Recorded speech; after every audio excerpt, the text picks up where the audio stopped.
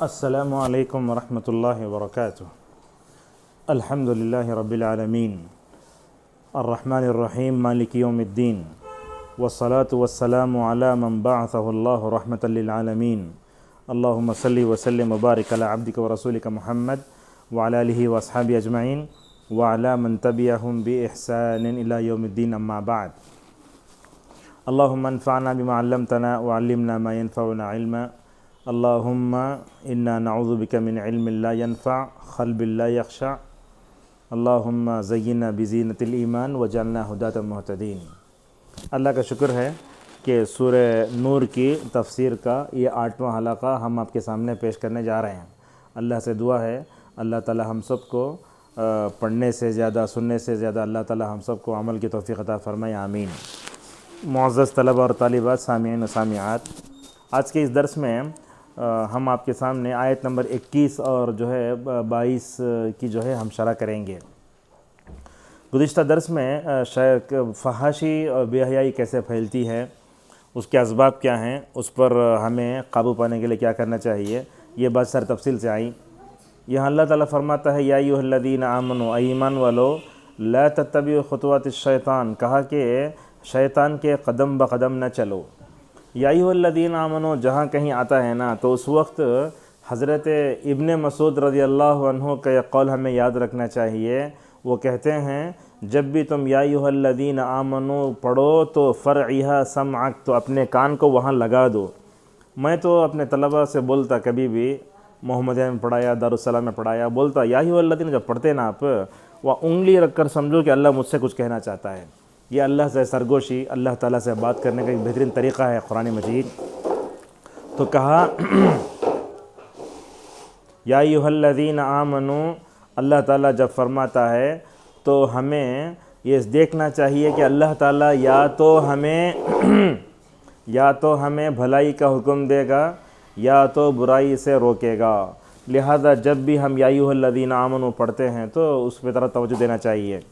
اس وقت مجھے ایک کتاب یاد آتی ہے، لکھنے والے ہیں مسجد نبوی میں تقریباً 50 سال تک درس دینے والے ابو بکر الجزائری رحمہ اللہ تعالی۔ ان کی تفسیر ہے قیصر التفاسیر لکلام العلی الکبیر۔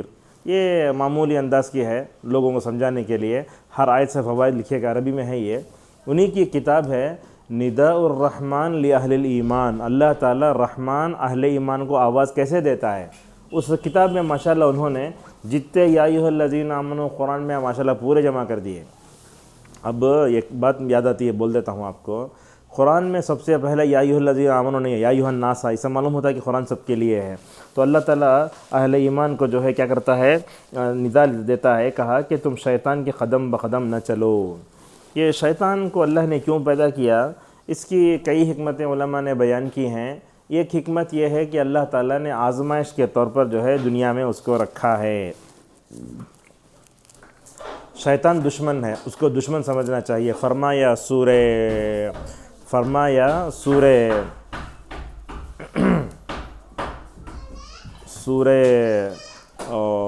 فاطر میں فرمایا ان الشیطان لکم عدو فاتخذوہ عدوا انما یدعو حزبہ لیکونوا من اصحاب السعیر۔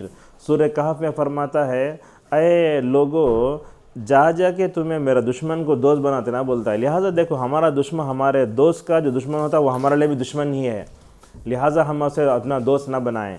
لہٰذا شیطان بھی دشمن ہے، اللہ کا دشمن ہے، رسول اللہ کا، ساری انسان کا دشمن ہے، لہٰذا ہم اسے دوست نہ بنائیں۔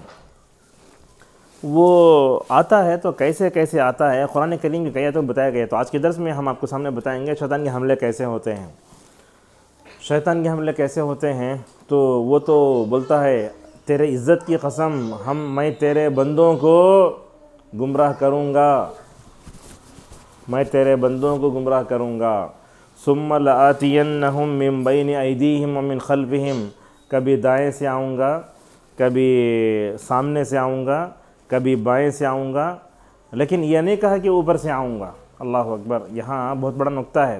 حضرت عبداللہ ابن عباس رضی اللہ عنہ فرماتے ہیں شیطان اوپر سے نہیں آتا، اس لیے کہ اللہ تعالیٰ کی رحمت اوپر سے آتی ہے، لہٰذا رحمت کیا کرتی ہے، شیطان کے حملوں سے انسان کو بچا لیتی ہے۔ تو کیسے کیسے آتا ہے میں آپ کو اس کا حوالہ دے کر بتاتا ہوں. سورہ اس میں اعراف میں اس کا ذکر فرمایا اللہ تبارک و تعالیٰ نے، شروع ہی میں ہے وہ کیسے کیسے آتا ہے شیطان انسان کے پاس. لَأَقْعُدَنَّ لَهُمْ صِرَاطَكَ الْمُسْتَقِيمَ، بولتا ہے اے اللہ تیرا سیدھا راستہ نا، اس کے اوپر بیٹھ جاؤں گا میں تو دائیں سے بائیں سے پیچھے سے آؤں گا اور کیا کروں گا، اور ان کو شکر سے روک دوں گا میں. ایک تو یہ ہے سورہ اعراف آیت نمبر 17، دیکھ سکتے ہیں آپ، آیت نمبر 17 ہے، آیت نمبر 17 ہے، تقریباً 16 اور 17 ہے یہ تو یہاں فرمایا. اور سورہ یونس سورۃ مطلب نساء میں وہ اس کا تذکرہ کرتے ہوئے اللہ تبارک و تعالیٰ فرماتا ہے کیسے آئے گا وہ، لَأُمَنِّيَنَّهُمْ اس کا ذکر ہے. وہ کیا کرتا ہے نعوذ باللہ، کیسے کیسے آتا ہے، کبھی میوزک کے راستے سے آتا ہے. وَاسْتَفْزِزْ مَنِ اسْتَطَعْتَ مِنْهُمْ بِصَوْتِكَ وَأَجْلِبْ عَلَيْهِمْ بِخَيْلِكَ. یہاں دیکھیے سورہ نساء آیت نمبر 120 فرماتا ہے، کیا فرماتا ہے، وَلَأُضِلَّنَّهُمْ راہ سے بہکاؤں گا، باطل امیدیں دلاؤں گا، اور انہیں سکھاؤں گا کہ جانور کے کان چیر دیں. اب یہ جانور کے کان چیر دیں بولتے نا، یہ بیوٹی پارلر بھی شیطان کی تہذیب ہے یہ.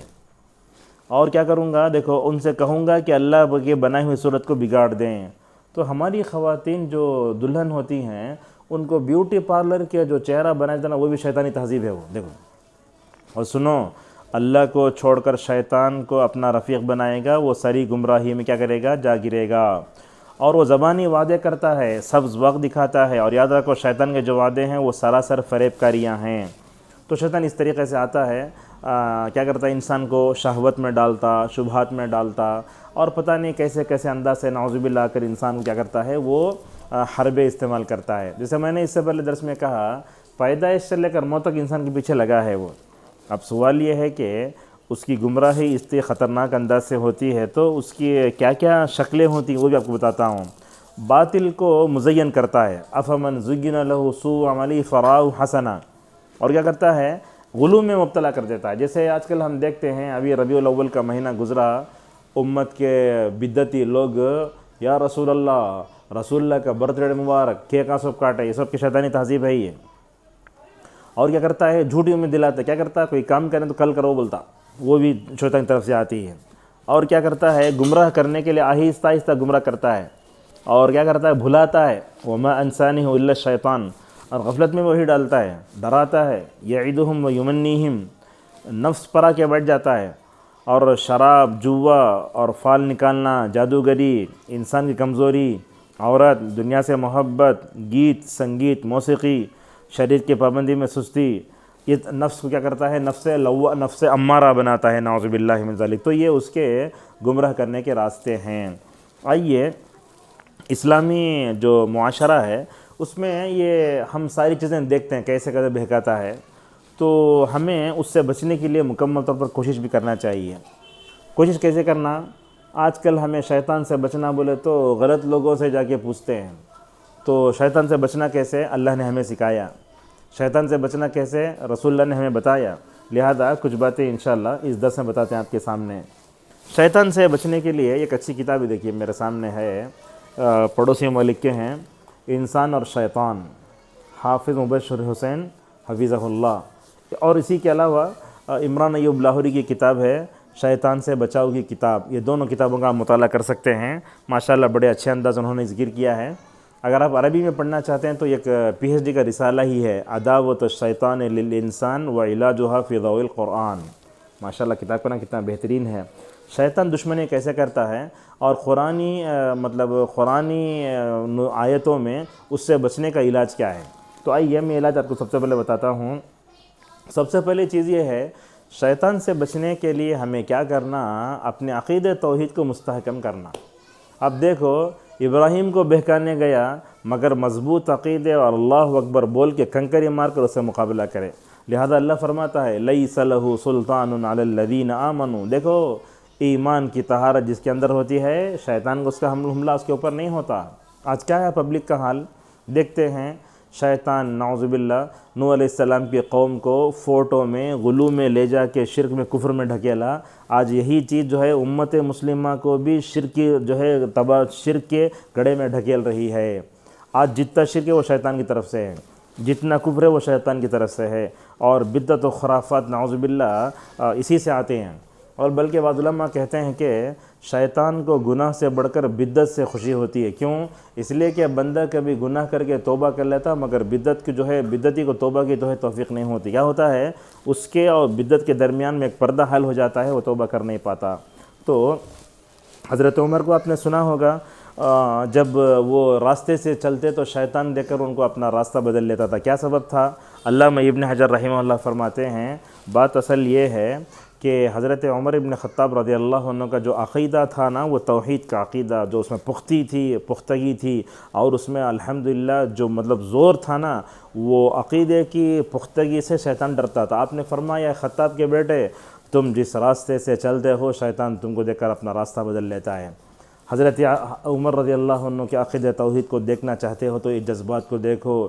جب وہ حجر اسود کے قریب ہوتے ہیں تو کہتے ہیں یا حجر انک لا تضر ولا تنفع لولا انی رأیت رسول اللہ صلی اللہ علیہ وسلم یقبلک ما قبلتک.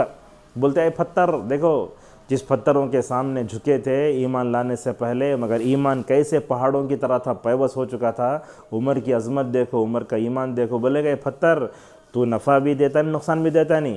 اگر میں تجھے رسول اللہ کو اگر تجھے رسول اللہ کو تجھے بوسہ دیتے ہوئے نہ دیکھتا تو کبھی نہیں دیکھتا.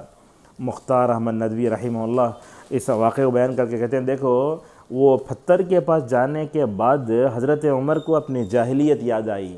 بتوں کے سامنے جھکتے تھے, اپنے جبینے جھکاتے تھے, تو وہاں حضرت عمر رضی اللہ عنہ نے اپنے عقیدہ توحید پر ثبات قدمی کا پورا مظاہرہ فرمایا.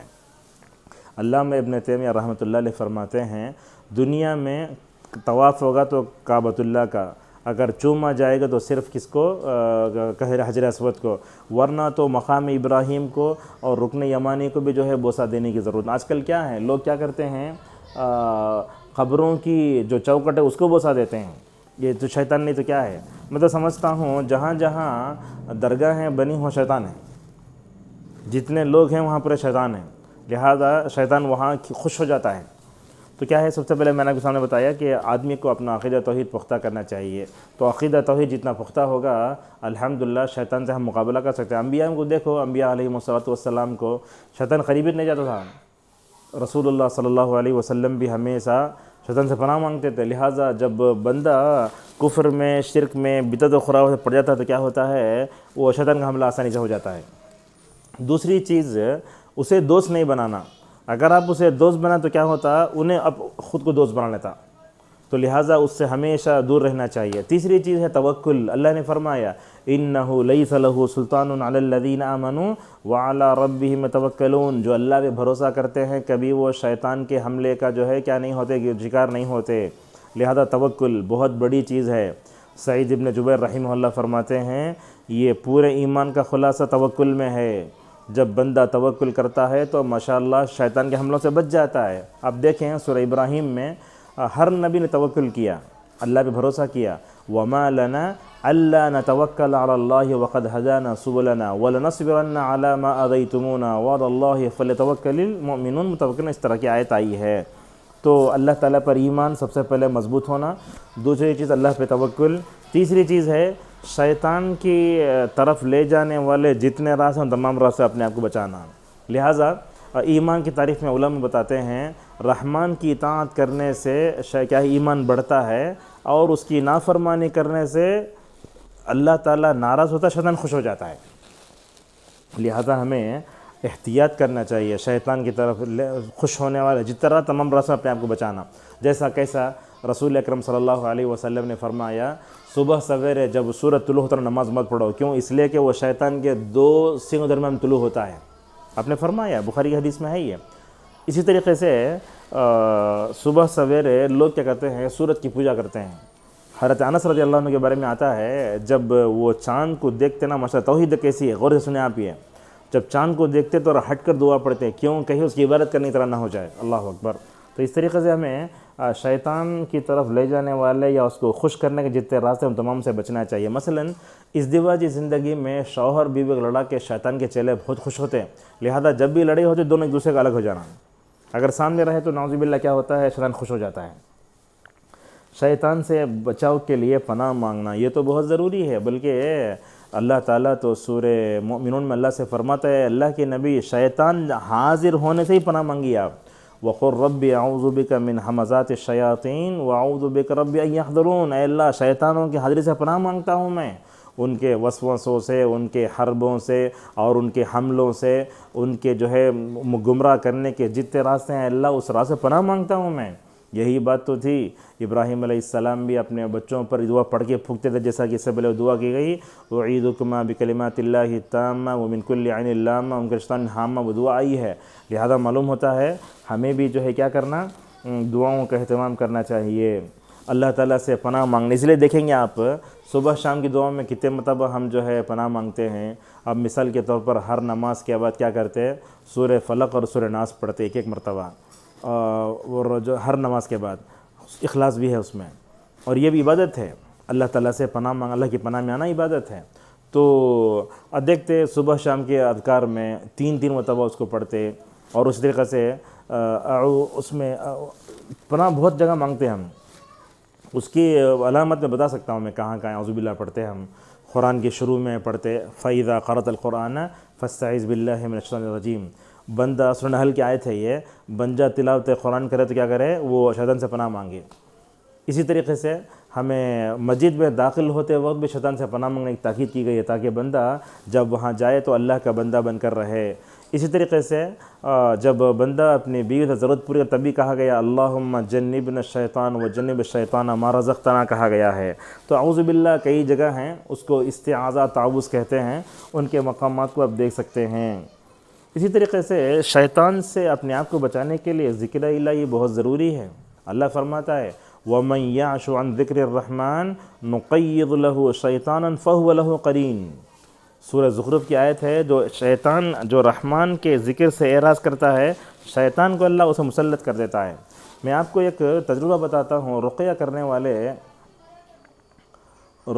کرنے والے بتاتے ہیں کہ جو عورت حالت حیض میں یا نفاس میں اگر وہ ذکر و اذکار نہیں کرتی تو اس پر بھی شیطان کا حملہ ہو جاتا ہے۔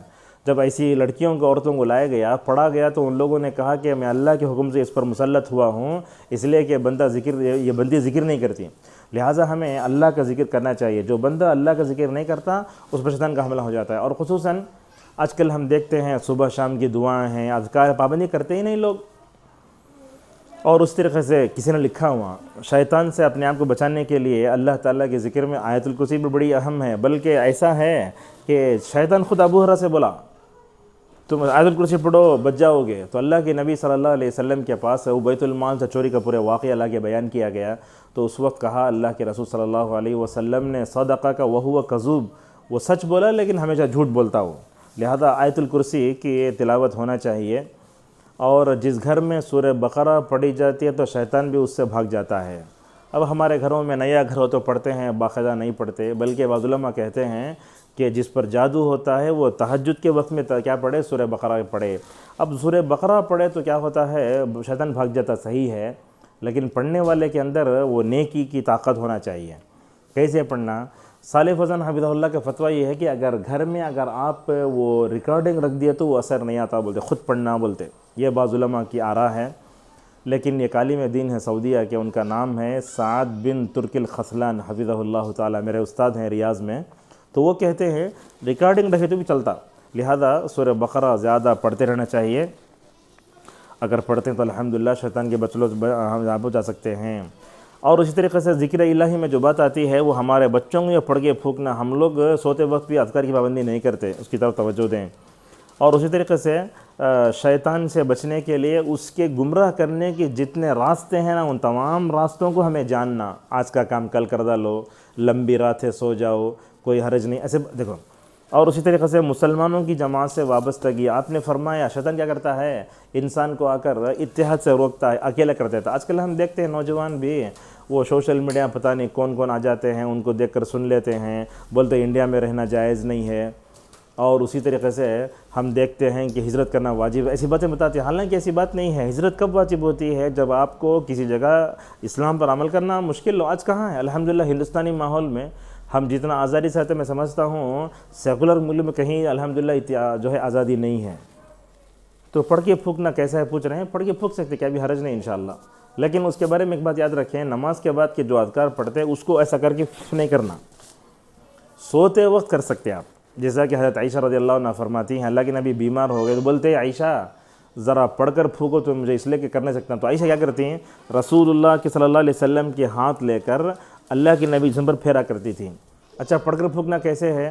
اگر آپ اپنے بچوں کو پڑھ کر پھونکنا چاہتے تو کوئی حرج نہیں انشاءاللہ، اگر کوئی رقیہ کرنے والا ہے تو انشاءاللہ الحمدللہ اس پر بھی عمل ہو سکتا ہے، لیکن ایک بات یہ ہے کہ رقیہ خود کر لینا بہتر ہے، یا رقیہ سنیں یا یاد کریں، اپنے بچوں کو یاد کریں، اور دوسروں سے مطلب مدد کے طور پر رقیہ کرانا جائز ہے، لیکن اس میں شرط یہ ہے کہ آپ جو ہے کئی شرطوں کا خیال کریں۔ وہ رقیہ کرنے والے پر پورا بھروسہ نہیں ہونا، شفا اللہ کے ہاتھ میں، لا شفا الا شفا کو شفا لا یغادر سقما۔ اور دوسری چیز یہ ہے کہ وہ رقیہ عربی زبان میں ہونا چاہیے اور اس کے اندر کوئی شرک نہیں ہونا۔ اللہ کے نبی نے فرمایا لا بأس بالرقی ما لم تکن شرکن، اس میں شرک نہ ہو کچھ بھی، اگر شرکیہ چیزیں آتی ہیں تو اس سے بچنا چاہیے۔ آج کل لوگ وہ رقیہ کرنے کو بھی کیا ہے ایک کمرشل انداز سے اپناتے ہیں، بلکہ میں آپ کو بتاتا ہوں تو ہنسی آئے گی آپ کو، لاک ڈاؤن میں جب کووڈ-19 آیا تھا، رقیہ کرنے والے وہ آن لائن پڑھ کو فون پر پھونکتے تھے، کیا اثر ہوتا اس کا؟ اور جو لوگ مطلب اتنے پیسے ہونا مجھے بلکہ بولتے ان کے پاس جانا ہی نہیں چاہیے، لہٰذا عامل کامل کے جو بورڈ ہوتے ہیں وہ بنگال کے، پتہ نہیں کیرلا کے کہاں کہاں سے لوگ آتے ہیں، ان کو شرکیہ اور جو ہے کیا ہے تعویذ، یہ سب بہت چیزیں ہوتی ہیں، لہذا ایسے بورڈوں سے اور ایسے اعلانات سے نہیں ہونا چاہیے۔ اہل السنہ والجماعہ کے سلفی علماء ہیں، ان سے آپ دیکھ لیں کون ہے، کس ادارے میں کون رہتے ہیں اور کون صحیح ہیں، الحمدللہ اس سے آپ الحمدللہ رقیہ کرا سکتے ہیں۔ اسی طریقے سے شیطان کی مخالفت کرنا، کہتا شیطان کی مخالفت، رقیہ کسے بولتے ہیں؟ رقیہ بولے تو منتر پڑھتے نا، مثال طور پر آیتیں پڑھتے تو پڑھ کر پھونکتے، اسے بولتے ہیں رقیہ۔ مثال طور پر جادو کی آیتیں، نظر بد کی جو ہے دعائیں، ان کو بولتے ہیں پڑھ کر پھونکنا، اسے بولتے ہیں رقیہ، رقیہ نے رقیہ۔ اسی طریقے سے شیطان کی مخالفت کرنا کیسے؟ رسول صلی اللہ علیہ وسلم نے فرمایا کہ تم بیٹھے تو آدھا سائے میں آدھا دھوپ میں مت بیٹھو، شیطان خوش ہو جاتا ہے اور انسان کی طبیعت پر بھی اثر پڑتا ہے اس کا۔ اور اس طریقے سے جوتا، ایک جوتے میں نہیں چلنا، شیطان خوش ہو جاتا ہے، نہیں کرنا چاہیے۔ تو لہذا اس طریقے سے بلکہ بعض لوگ بتاتے ہیں تھوڑی دور بھی نہیں چلنا، علامہ بن باز رحمۃ اللہ علیہ اور اسی طریقے سے عبدالرزاق البدر حفظہ اللہ کہتے ہیں کہ ایک چپل میں چلنا ہی نہ چاہیے۔ بعض لوگوں کو دیکھتے ہیں ایک چپل ٹوٹ گئی تو ایک چپل میں لگڑتے رہتے ہیں، ایسا غلط بات ہے، وہ اسے نکال کے آپ جا کے دونوں کیا کر لیں، سیدھ لیں اور اس کے بعد چلیں۔ شیطان کی مخالفت کرنا چاہیے، کئی جگہ مخالفت ہوتی ہے اس کی۔ اور جب حج کو جاتے حجات تو ان کو چاہیے کہ وہ جب رمی کرتے نا تو وہ اس مقام پہ کھڑ کر اپنے دل میں بولنا، اے اللہ ابراہیم کو یہاں شیطان یہ کہہ رہا تھا، بہکایا تھا، اے اللہ تو نے جیسے ابراہیم علیہ السلام کو شیطان کے حملوں سے بچا لیا، اے اللہ ہمارے اندر بھی ابراہیم جیسا ایمان پیدا کر، ابراہیم جیسا عقیدہ توحید پیدا کر، وہ عقیدہ توحید کی پختگی سے ہم بھی انشاءاللہ اس سے مقابلہ کریں گے۔ اسی طریقے سے توبہ استغفار، شیطان تو کیا کرتا ہے، انسان کو توبہ کرنے دیتا ہی نہیں۔ ایک حدیث میں آتا ہے شیطان بولتا ہے میں گمراہ کرتے رہوں گا ان کو جب تک جو ہے کیا رہے گا، میں ان کو گمراہ کرتا رہوں گا۔ اللہ بولتا ہے جب تک ان کے جسم میں ان کی روح ہے تب تک میں ان کو معاف کرتے رہوں گا، میں ان کو مستغفر کرتے رہوں گا۔ تو توبہ استغفار کرنا شیطان کو بہت برا لگتا ہے، تو اسی لیے ہمیں جب بھی شیطان کا ہمارے اوپر حملہ ہوتا ہے تو کیا کرنا، توبہ استغفار کا ہمیں مکمل طور پر لحاظ رکھ لینا چاہیے۔ اور جب بھی شک و شبہ آتا نا تو کیا کرتا شیطان کہ انسان پہ حملہ کرتا۔ احادیث میں آتا ہے آ کے بولتا تم نے کون پیدا کریا، اس کے پوچھتا من خلق ربک کا، تمہارا رب کون پیدا کیا؟ ایسا ہے تو اللہ کے نہیں بولے اعوذ باللہ پڑھو، آمنت باللہ و رسولہ پڑھو، بعض علماء بولتے ہیں سورہ اخلاص پڑھو۔ لہذا اس طریقے سے یہ شیطان سے بچنے کے کچھ اسباب میں نے آپ کے سامنے بتائے۔ قرآن و حدیث میں اور کچھ چیزیں ہو سکتی ہیں، انشاءاللہ یہیں پر اپنے درس کو روکتے ہیں۔ کہنا یہ ہے شیطان کو اللہ نے آزمائش کے لیے پیدا فرمایا ہے، لہٰذا اس کی حکمتیں علماء 10 سے زیادہ بتائیں، لہٰذا علمی معیار زیادہ ہو جاتا ہے، اسی لیے ہم ایک چیز آپ کے لیے بتائے، اللہ تعالیٰ مومن میں کافر میں فرق کرنا چاہتا ہے اس کو چھوڑ کر کے، اور قیامت تک اس کو مہلت ملی ہے۔ لہٰذا شیطان کون ہے، کیوں پیدا کیا گیا، کیسے آتا، بچنے کے لیے کیا کرنا چاہیے، لہٰذا وہ چیزیں آپ کو بتائی گئیں۔ آخری بات ہے، آج کے زمانے میں شیطان سے اگر بچنا ہے تو اپنے اندر اخلاص پیدا کرنا ہوگا عمل میں۔ کیسے آتا معلوم؟ کبھی عبادت میں شروع میں آتا، کبھی عبادت میں ریاکاری ڈالنے کے واسطے بیچ میں آتا، کبھی آخری میں آتا۔ اللہ اکبر۔ تو اس طریقے سے ہمیں کیا کرنا، دعاؤں کی پابندی بھی کرنا اور اپنے عمل میں اخلاص پیدا کرنا چاہیے۔ اسی بات پر اپنی بات کو روکتے ہیں اور انشاءاللہ آنے والے دروس میں جو بھی آیتیں ہوں گی اس کے مطابق انشاءاللہ ہم درس دیں گے۔ اللہ تعالیٰ سے ہماری دعا ہے، اللہ تعالیٰ ہم سب کو شیطان سے ہماری حفاظت فرمائے۔ اللہ تعالیٰ ہماری نسلوں کی اور ہمارے آل اولاد کی حفاظت فرمائے۔ اللہ تعالیٰ ہم سب کو شیطان کون ہے، کیسے طریقے سے وہ گمراہ کرتا ہے، وہ گمراہی کے سارے راستے ہمیں جاننے کے اللہ توفیق عطا فرمائے۔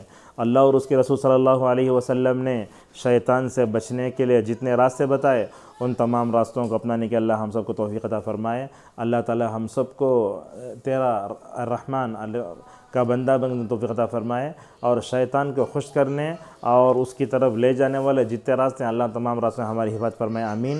والسلام علیکم ورحمۃ اللہ وبرکاتہ۔